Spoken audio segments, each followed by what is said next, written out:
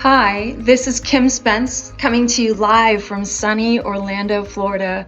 I work for the Center for Autism and Related Disabilities at the University of Central Florida, and I support individuals with autism spectrum disorders and their families in a wide variety of settings. I have been working for the center for the last 20 years, and the things I spend most of my time doing for the center are training, working directly with families in dealing with issues related to sexuality. I also train law enforcement officers, and I teach at our university. I teach and work with speech and language pathologists, and I teach educators. I have been providing specialized training related to sexuality to families and individuals since 1999, and I've been working with law enforcement for that same amount of time. And unfortunately, in the world of autism, sometimes those worlds intersect. Law enforcement and people with autism who may be engaging in unusual or problematic sexual behavior in the community. I've been asked to speak with you today about problematic sexual behavior as it relates to people who have autism spectrum disorders.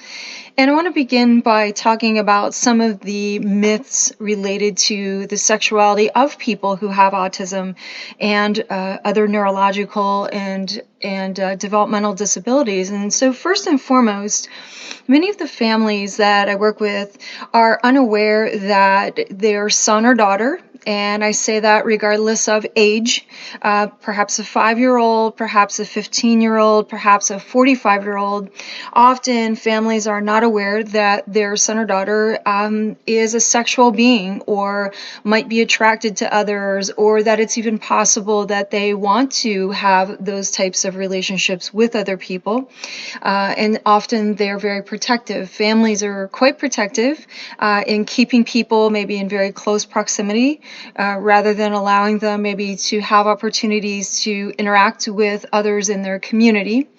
And unfortunately, we know that keeping people who have autism or other disabling conditions in this bubble per se is actually dangerous, and that we know based on numbers that sexual offenses or being sexually abused typically happens with people who are known to you. So I spend a lot of time when I train working with families and helping them to understand that the best way to help people with autism to understand how to be safe is first and foremost teaching them about their body, and that other people are not allowed to access or touch their body, and how to tell other people or to let people know. And I work with a lot of people who are not verbal, and perhaps communication is very challenging for them. So this is definitely something that a lot of the families that I work with haven't considered or haven't thought about. And it's something I encourage all families or staff anywhere, or teachers, personnel supporting individuals, wherever you may be working or however you may be supporting people with autism, to help them understand about safety and about keeping their own body safe, and about how to communicate with other people should they be touched in an inappropriate way. One of the other things that I hear that is false is that people who have autism are only attracted to children, or they're only attracted to science fiction characters, and that's simply not true. We know that probably the same numbers that exist in the United States for neurotypical individuals probably exist for sexual attraction for people with autism. And though they're not always able to verbally articulate that, we should always make the assumption that an individual wants to have a relationship or intimacy with another person, and not assume that because they gravitate towards younger children that they are sexually attracted to them. That's not to say that I haven't worked on cases where individuals who had autism didn't have an issue with being attracted to children, which is problematic and a paraphilia, but that's a talk for another day. But we don't want to make the assumption that all people who have autism spectrum disorders are only attracted to younger people or only attracted to children, because that's simply not true.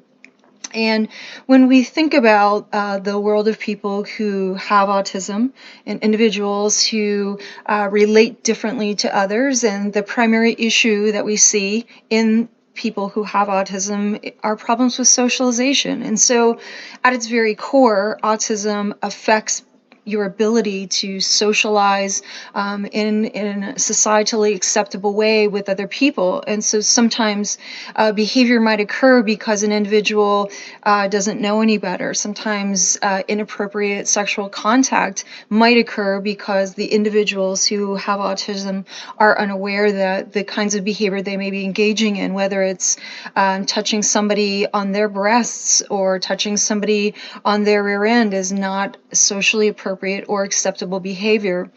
And often we see situations either in schools or in community settings where individuals who have autism have perhaps learned that by doing things that are inappropriate, they get removed from an environment. And this is very significant, and this is something that we have to pay very careful attention to because the function or the etiology of that behavior often has nothing to do with being sexually aroused or wanting to have sexual contact with an individual. It might have everything to do with not wanting to be in class or not wanting to do something my parents or staff have asked me to do. And when I engage in that behavior, everybody leaves me alone or moves away from me, or perhaps stops making a demand that maybe they were making on me. So we always need to drill down when we're looking specifically at a maladaptive behavior, whether it's attempting to masturbate in a place that one is not supposed to masturbate, whether it is touching somebody inappropriately, touching one's own self inappropriately.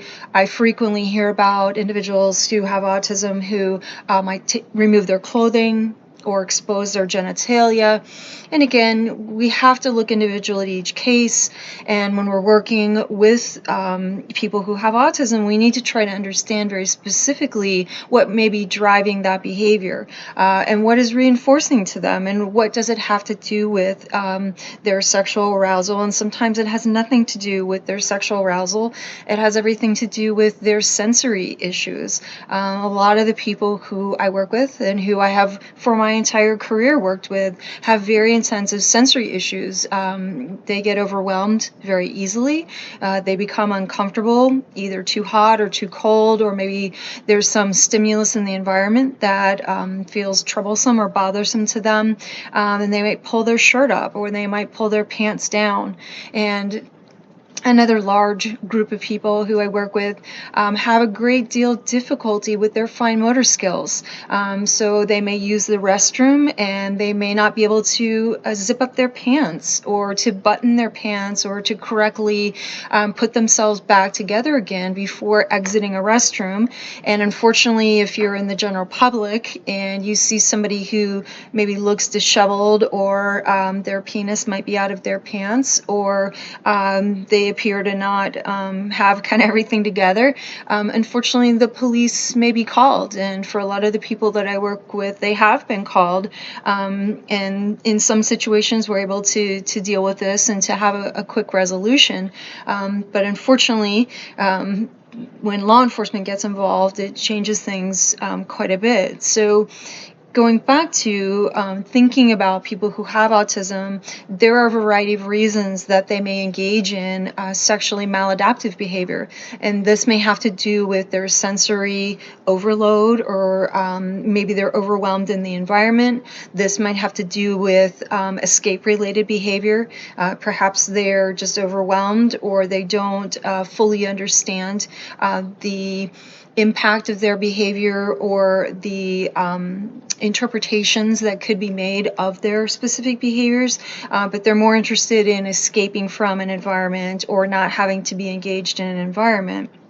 And we have another group of people who hasn't really figured out, or because of their social wherewithal, they don't understand that it's not appropriate to hug people that they don't know or to engage with them. I have a gentleman I've been working with for a long time, and we've had several different kinds of challenges with him where in very public places like the grocery store or Walmart or Target, he will ask people for a hug or for a kiss, people that he doesn't know. And he's a 42-year-old male, and he's a good-sized male. So this is very unsettling to women who don't know him in a public setting. And he's not trying to attack anyone, and he certainly doesn't want to be inappropriate. We've just had to work really hard with him and helping him understand context and helping him understand when you're allowed to ask somebody for a hug or when it's appropriate to kiss a person. And this becomes quite challenging depending upon the cognitive functioning of the individual or how much exposure they may have had out in the community, how much access we have to good educational and or instructional tools. So very importantly, when we're thinking about intervention or we're dealing with sexually maladaptive or problematic behaviors and the person has autism, we always want to be careful to determine the function as quickly as we can. A great way to do this is to employ a behavior analyst or to consult with a behavior analyst who can do what's called a functional behavioral assessment, where they're looking at what is the driving factor for a particular behavior.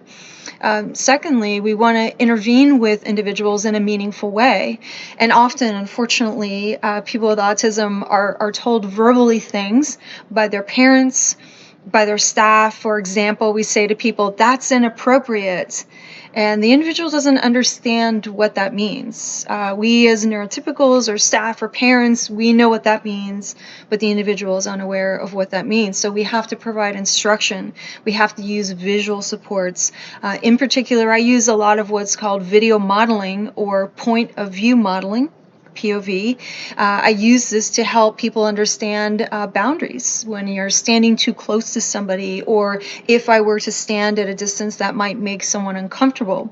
So we always want to be thinking about how to convey the information we need to the individual with autism, and to be sure that they're understanding it and that we're making sure that in all settings that they're in, that they are generalizing that knowledge and that information at home, at school, in the community, and at work. I hope that was helpful for you. If you have any questions, you can most certainly contact me at any time, and you can contact the Center for Autism and Related Disabilities at the University of Central Florida with the information provided. I thank you for your time and your attention.